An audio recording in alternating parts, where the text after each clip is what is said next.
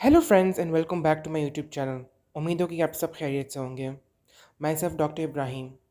मेरी वीडियो देखने से पहले लाइक, कमेंट, शेयर और सब्सक्राइब कीजिएगा और साथ ही साथ बेल आइकन प्रेस कर दें।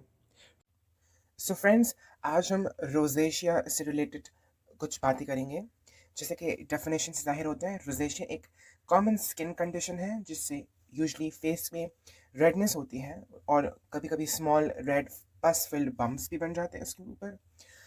Rosacea usually middle aged females जो कि फेयर स्किन की होती हैं उन्हें ज़्यादा अफेक्ट करती है और इसके फ्लेयर अप्स होते हैं। बेसिकली ये बीमारी कॉन्स्टेंट नहीं चलती है, ये कभी आती है कभी जाती है, कुछ वक्त रहती है फिर ठीक हो जाती है और फिर एकदम से उसका फ्लेयर अप आ जाता है। जैसे कि इस पिक्चर में आप देख सकते हैं, ये चीक्स पे रेडनेस एक इस तरफ और एक इस तरफ, दोनों साइड पे। ये क्लासिकल पिक्चर है रोजेशिया की। अगर हम टाइप्स की बात करें तो रोजेशिया के चार किस्म के टाइप्स होते हैं। एक होता है वेस्कुलर रोजेशिया, एक होता है इन्फ्लेमेटरी, एक होता है फाइमेटस और एक होता है ऑक्यूलर। अगर आसान अल्फाज में इनकी बात की जाए तो वेस्कुलर बेसिकली वो होती हैं जिसमें आपकी जो स्किन के सरफेस पे ब्लड वेसल्स होते हैं वो स्वेलअप होकर सामने आ जाते हैं, जो हम वेस्कुलर रोजेशिया बोलते हैं। चीक्स के साइड, यूजली चीक्स के ऊपर। इन्फ्लेमेटरी में बेसिकली पस फिल्ड छोटे छोटे बम्स बन जाते हैं, बिल्कुल एक्नी की तरह लगते हैं लेकिन एक्नी नहीं होती वो। फाइमेटस रोजेशिया में स्किन थिक हो जाती है, मोटी हो जाती है और बम्पी सा टेक्सचर बन जाता है। ये यूजली नोज़ और नोज़ के अराउंड के एरियाज को अफेक्ट करता है। और ऑकुलर रोजेशिया बेसिकली आई में इरिटेशन और रेडनेस कॉज करता है। जैसे कि आप ये चार एग्जांपल्स देख सकते हैं।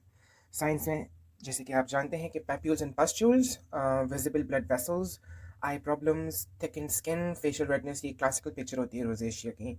और सिम्टम्स भी बिल्कुल वही चीज़ होती हैं। फेशियल रेडनेस होती है, सेंट्रल पोर्शन में चीक्स की एरिया में ज़्यादा से अफेक्ट करती हैं। इसके अलावा स्वॉलन रेड बम्स होते हैं एक्नी की तरह, जैसे इस पिक्चर में आप देख सकते हैं। आई प्रॉब्लम्स होती हैं, आई इरिटेशन होती हैं और आई रेडनेस हो जाती है और इनलार्ज्ड नोज़ हो जाती है। कुछ कुछ लोगों में, ज़्यादातर मर्दों में, जो नाक होती है वो मोटी हो जाती है, थिक हो जाती है। इसको हम राइनोफाइमा बोलते हैं मेडिकल टर्म से। अगर कॉजेज़ की बात की जाए तो बेसिकली इसका कोई एक कॉज़ है नहीं, ये हेरिडिटरी और एनवायरमेंटल फैक्टर्स को कंबाइन करके ये बीमारी कॉज होती है। और जो कॉमन फैक्टर्स होती है इसमें मौजूद है हॉट फूड एंड बेवरेज, मतलब गर्म खाने, स्पाइसी फूड्स, अल्कोहल, शराब, टेम्परेचर एक्सट्रीम्स यानी कि बहुत ठंडा या बहुत गर्म, सनलाइट, स्ट्रेस, एंगर, बहुत ज़्यादा एक्सरसाइज करना, स्ट्रेनस एक्सरसाइज, हॉट बैथ, सोना, कॉर्टिकोस्टेरॉइड्स का ज़्यादा इस्तेमाल जैसे कि प्रेडनिसोन।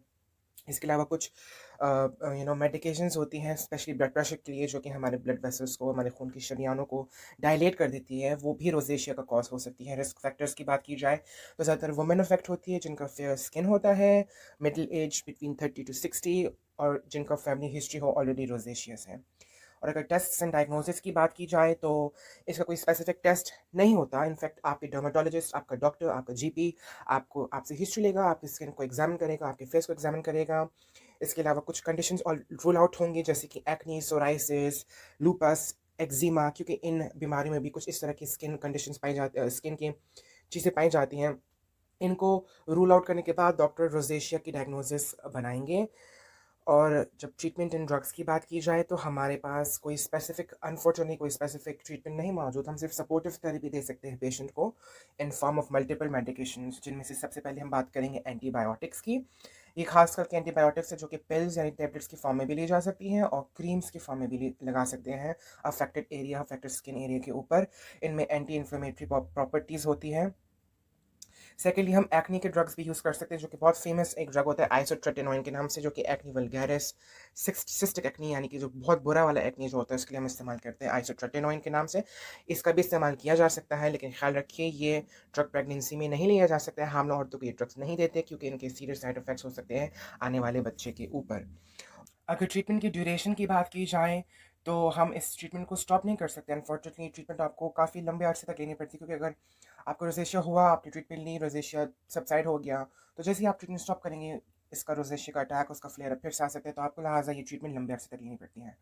अब अगर कुछ सर्जिकल प्रोसीजर्स की बात की जाए तो जो सेवियर रोजेशिया होती है उसमें कभी कभी स्किन डिफॉर्म रह जाती है। नाक पे अगर राइनोफाइमा हो किसी पेशेंट को तो नाक थिकन रह जाती है।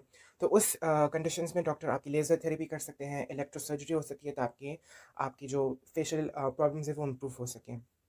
अगर हम लाइफस्टाइल और होम रेमेडीज़ की बात करें तो इसमें आपको फ्लेयर अप से बचने के लिए आप SPF sunscreen, broad spectrum sunscreen का यूज़ कर सकते हैं जो 30 एंड हायर की हो।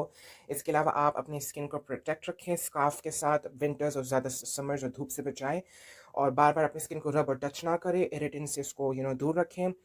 सही वाला और अच्छा साबुन और फेस वॉश इस्तेमाल करें, डव का, सेटाफिल का, या जो भी आपके डर्मेटोलॉजिस्ट आपकी स्किन पे डिपेंड रिकमेंड करें जो आपकी स्किन के लिए बेहतर है। फेशियल इरिटेंट्स और वो प्रोडक्ट्स जिसमें अल्कोहल या बहुत हार्श इंग्रेडिएंट्स इन्वॉल्व हो वो इस्तेमाल ना करें, ताकि आपके स्किन साफ फ्रेश रहें और इरिटेंट से पाक रहें। कोपिंग मैकेनिज़्म्स और सपोर्ट की बात की जाए तो चूँकि ये बीमारी बहुत डिसेबलिंग होती है, पेशेंट बहुत डिप्रेशन का शिकार हो जाता है, एंशियस हो जाता है, सेल्फ कॉन्शियस हो जाता है, तो इस कंडीशन में हम पेशेंट को साइकोथेरेपी रिकमेंड करते हैं, वो थेरेपिस्ट के पास जाए, थेरेपी ले। इससे पेशेंट बहुत अच्छा फ़ील करता है और अपने आप को बहुत इन्वॉल्व्ड फ़ील करता है पूरे प्रोसेस और जर्नी में, और इस तरह वो अपने आप को सोसाइटी में ऐसे अपनी जगह बना सकता है। तो फ्रेंड्स, उम्मीद है कि आपको आज की वीडियो अच्छी लगी होगी। इंशाल्लाह आपसे नेक्स्ट वीडियो में मुलाकात होगी, तब तक अपने ख्याल रखिए। अल्लाह हाफ़िज़।